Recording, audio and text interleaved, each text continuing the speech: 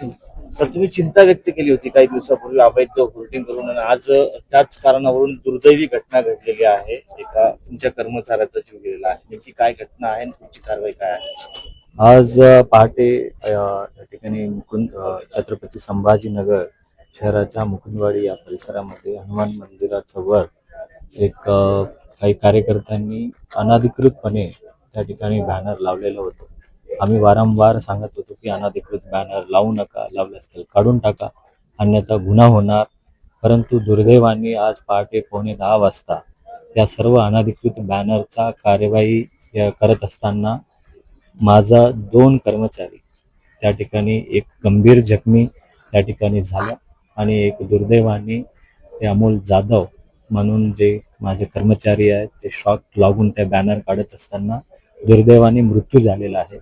आणि या बॅनर लावणारे आणि त्याच्यामध्ये शुभेच्छुक जे कोणी असणार आहे त्यांच्या विरुद्ध मनुष्यवधाचा आम्ही गुन्हा नोंद करणार आहे. आणि दुर्दैवाने जे आमच्या कर्मचारी मृत्यू झाला त्यांच्यासाठी आम्ही महानगरपालिकेने काम करीत असताना दुर्दैवाने जे मृत्यू झाला त्यांच्यासाठी आपण खूप मोठी रक्कम, जवळपास 1,15,00,000 रुपये आपण इन्शुरन्स केलेलं होतं. त्या रक्कम लवकरात लवकर त्यांच्या परिवाराला मिळण्याच्या अनुषंगाने माझं संपूर्ण टीम त्या ठिकाणी काम करणार आहे. आणि त्यासोबतच त्यांचं पत्नी त्यांना लाडपागे समितीमध्ये तातडीनं त्यांचं शोकाकुल जे वेळ संपल्यानंतर ते त्यांना लगेच आम्ही त्यांना लाडपागे समितीमध्ये अनुकंपा भरतीमध्ये आम्ही त्यांना नोकरी देणार. परंतु हे दुर्दैवी घटना आपल्या काही लोकांच्या चुकामुळे होतात. आणि तो मुलगा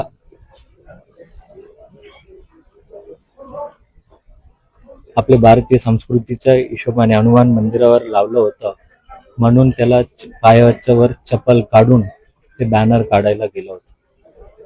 आणि यामध्ये या बॅनर लावणारे लोकांना एवढं कळत नाही कुठे बॅनर लावायचे, लावलं तर काढण्याचं.